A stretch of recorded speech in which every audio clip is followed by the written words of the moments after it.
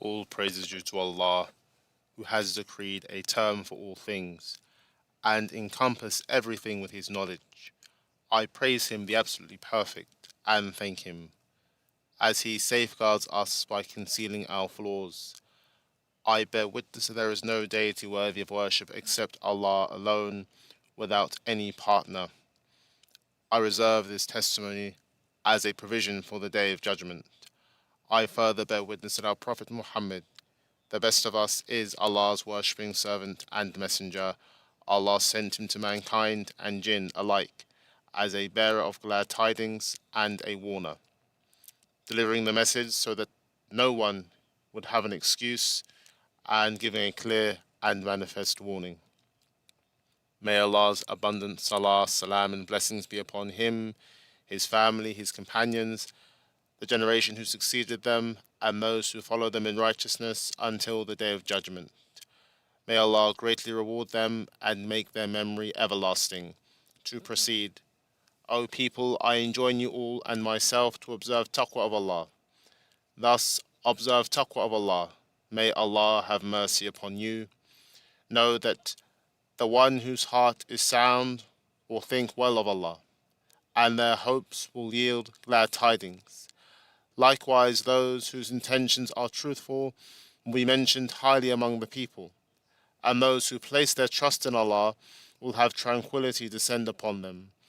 Servants of Allah, make it a habit to say, "My Lord, forgive me," for there are times when your supplication is more likely to be accepted. Treat people based on what you see of them, not on what you hear from them. Do not speak of two things: the good you do to others and the wrong they do to you. Gentleness is the pinnacle of wisdom, and nothing is equivalent to well-being. In support of this, Allah stated, "Good deeds are not equal to evil ones." Do good to people in exchange for them having done good to you. When you do so, you will find that if there was a mutual animosity between you and someone else, they will then become like a beloved friend. However, none are guided to such praiseworthy qualities except those who patiently persevere, and none attain that level except those who will receive a tremendous reward. O Muslims, every community have their own unique ancestry, sense of integrity, and principles which enable cohesion and stability. Such cohesion and stability is not complete except with the stability of the family, interconnectedness, preservation of integrity, and raising children upon virtuous traits, manhood, and lofty values. Upon this, later generations will inherit these characteristics: soft, noble traits, habits, customs, and praiseworthy traditions. Assembly of brothers and sisters, among these noble traits and characteristics is respecting the elderly, returning to them, and seeking their counsel. It also includes showing mercy to the youth, taking care of them, refining their character, disciplining their behavior, and raising them upon lofty manners. Furthermore, it is to instill within them high aspirations in order to inherit distinguished legacies, to preserve their religion, in which lies the integrity of the Ummah, and to be proud of lofty values. Allah said in His mighty revelation, the Prophets Ibrahim and Yaqub both gave that command to their sons by saying, "My sons, Allah has certainly chosen His religion for you. Therefore ensure that you do not die except submitting to Allah in Islam." Or were you witnesses when death approached Yaqub, when he said to his sons, "What will you worship after me?" They said, "We will worship your deity and the deity of your father Ibrahim and Ismail and Ishaq, one deity, and we submit to him as Muslims." O Muslims, through integrity, manhood, and dignity, a society's strength becomes firmly established. Families preserve their cohesion, generations are safeguarded, and nations are protected from infiltration and destabilization. By Allah's permission, benefits and achievements endure, while harms and corrupting influences are warded off.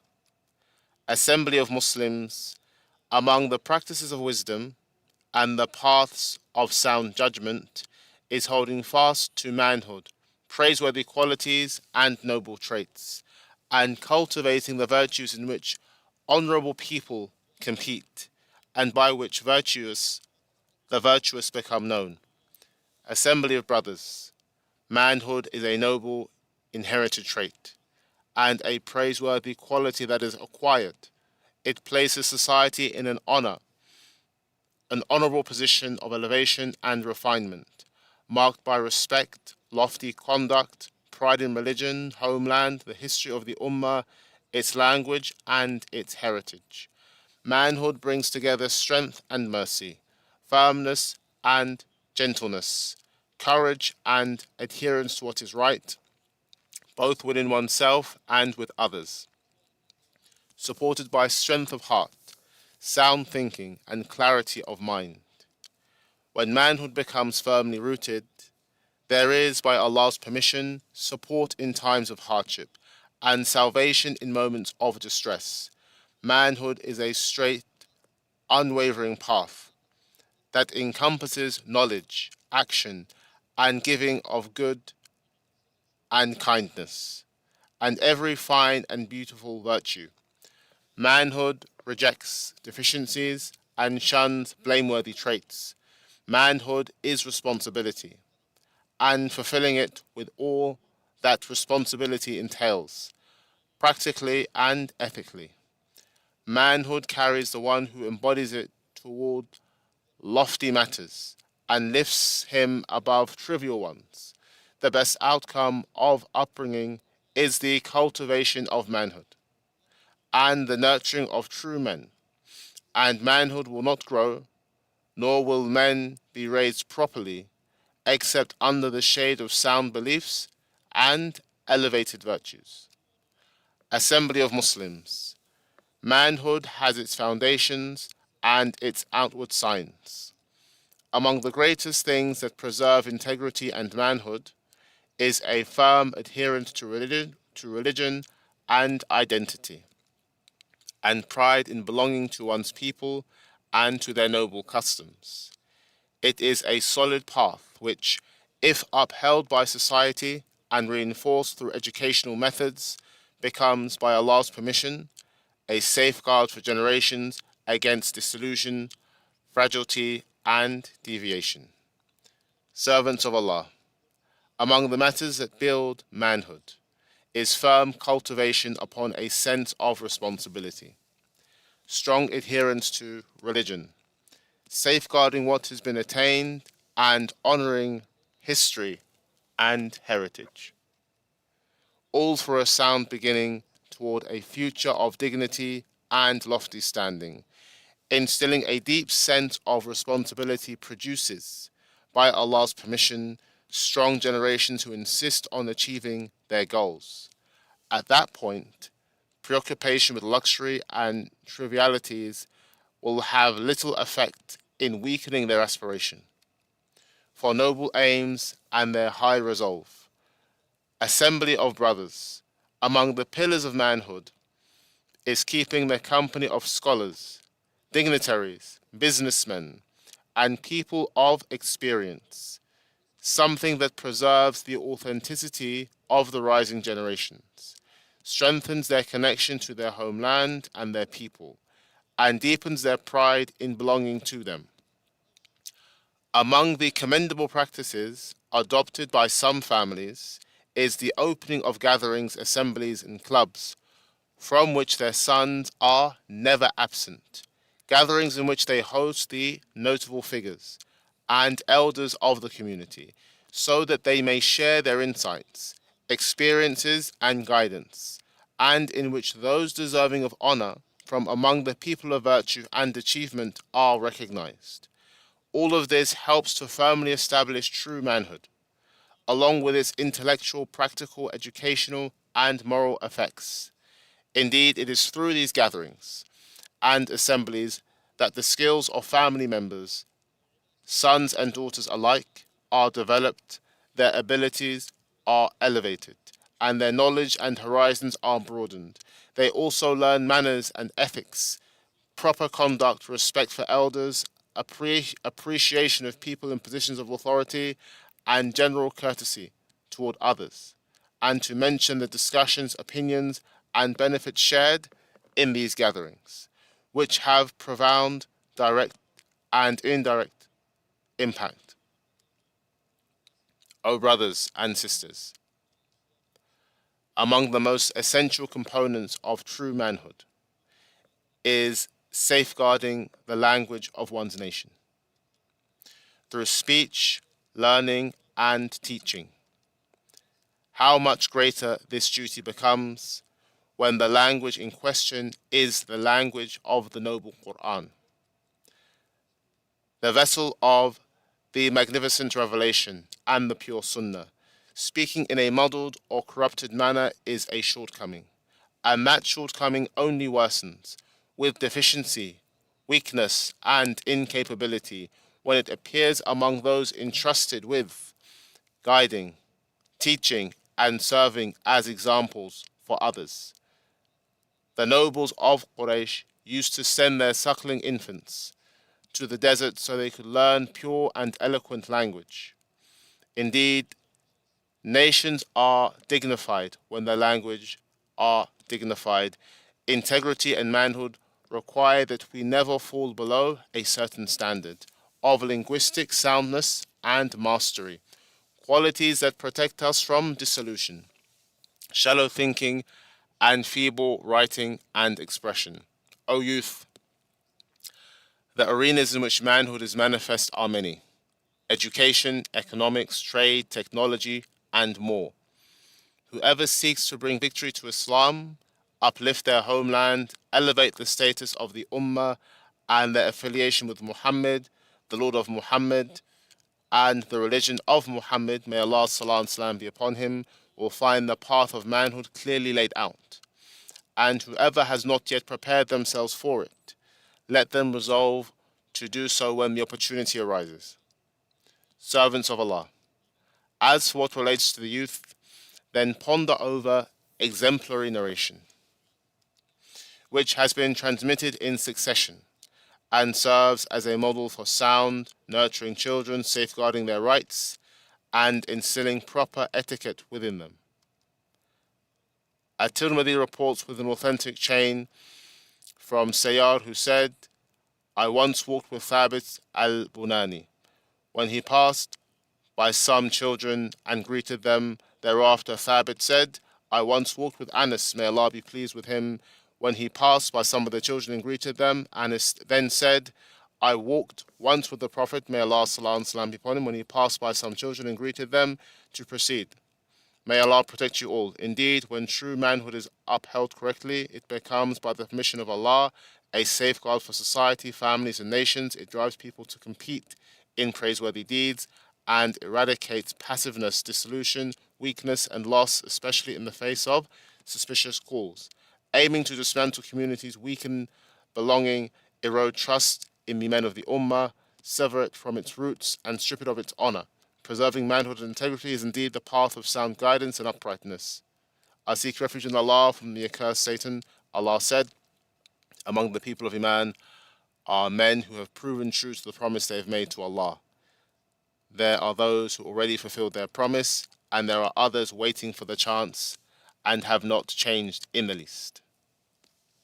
All praise is due to Allah, whose mercy encompasses all His servants, and who has distinguished the people of obedience with guidance and uprightness. I praise and thank Him, the absolutely perfect, for His many blessings and favors, which only increase with gratitude. I bear witness that no deity has the right to be worshipped except Allah alone, without any partners, who is free from all likeness and equals. I further bear witness that our Prophet Muhammad, the best of us, is His worshipping servant and messenger. Allah completed Islam, raised the banners of pure Tawheed, and established its foundations through him. May Allah's salah, salam, and blessings be upon him, his family and companions, the people of goodness, virtue, and true happiness, the generation that succeeded them, and those who follow them upon righteousness until the day of judgment. To proceed. O Muslims, among the matters that negatively impacts and weakens manhood is what appears on certain social media platforms, such as immersion in superficial things, exaggeration in luxuries, and preoccupation with what is trivial. Also self-glorification, corruption of good taste, magnifying fleeting moments, and cultivating youth upon what is worthless and insignificant. This has resulted to where the standard for such people is the number of likes, followers, and algorithms, rather than integrity, manhood, and the genuine cultivation of character. When trivialities and superficial matters become the most widespread, public opinion is shaped according to these small, weak, and feeble perspectives. A person then becomes a consumer rather than a producer, overpowered rather than empowered, and a follower rather than independent. Users of these platforms imagine themselves to be free, choosing whatever they wish, yet in reality they are captives to what has been pre-prepared for them. They are driven toward it whether they realize it or not. This behavior hinders deep thinking and reduces one to quick reactions, through which a person does not express themselves, but merely exposes themselves. They do not seek integrity or a life of earnest purpose, rather, they seek display, exposure, attraction, and the attainment of the largest number of followers and viewers. Instead of being a thinker, they become a viewer, concerned only with showing their image and updating it, with no concern for building their manhood or enriching their intellect. They market themselves as material goods are marketed, according to their criteria of small-minded individuals. An image which is displayed takes precedence over content and substance. Followers matter more than reliable evidence, and the speed at which news is spread is given priority over meaningful content. These individuals turn away from their country and its people, and what it is built upon, and from adherence to Islam, righteousness, integrity, and its pure and noble values. They belittle its heritage, history, and identity, distancing themselves from lofty goals and high aspirations. O fathers and mothers, teachers and educators, all those in possession of responsibility, fulfill your responsibilities. Instill virtues in your sons and daughters, educate them in the best manner, and protect them from the paths leading to weakness and decline. Be wary and fear Allah regarding the care and nurturing of future generations, shaping the youth, protecting society, and developing strong character and uprightness. Take the young men and women by their hands and guide them towards virtue, chastity, modesty, and noble traits. Protect them from being lost and dwindling away. Keep them away from the ways of immorality, crime, and despicable matters. Thus, observe taqwa of Allah. May Allah have mercy upon you. And know that among the uplifting and joyous examples and noble representations are our children in our beloved and respected Palestine.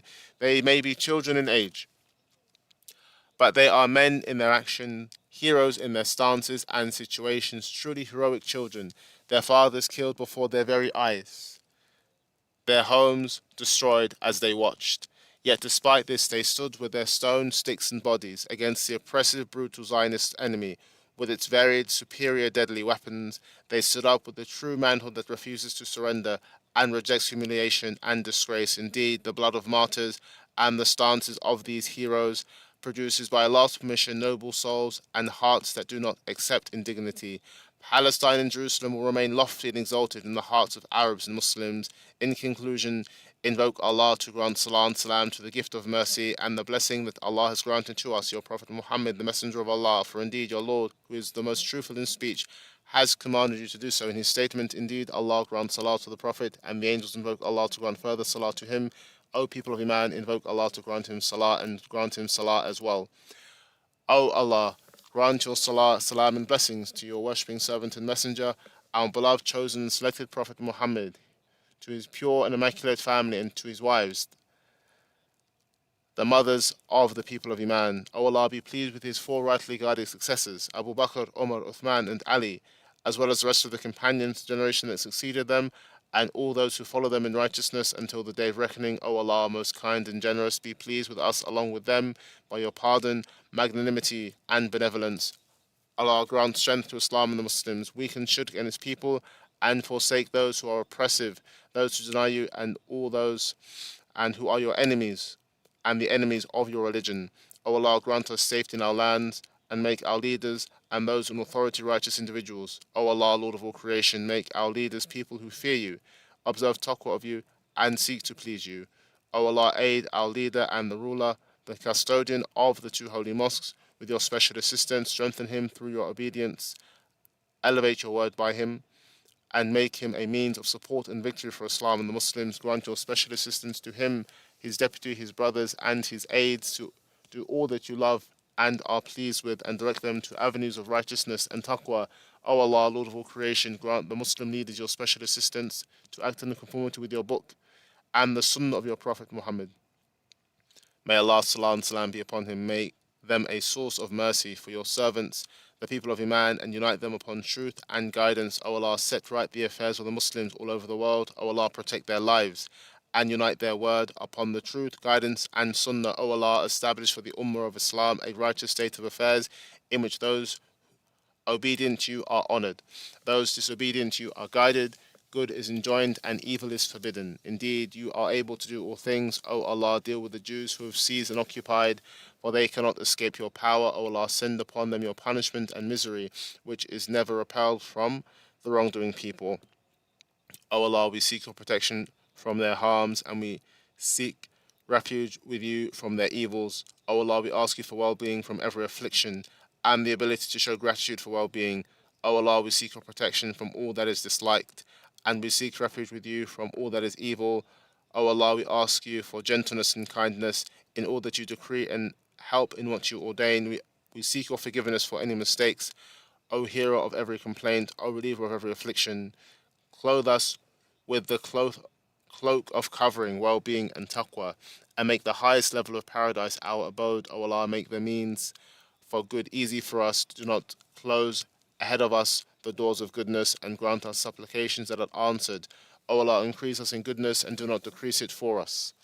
Grant us and do not withhold from us. O Allah, we praise and thank you. You have opened for us the gates of your mercy and sent upon us by your bounty clouds, whose rain covered the land with your favor, rainfall that softens the earth and enriches it, and removes the distress and sorrow that burdens the soul. Thus we reach the morning, rejoicing in your blessings, delight with your goodness, benevolence, and support, hopeful for even more of your bounty and kindness.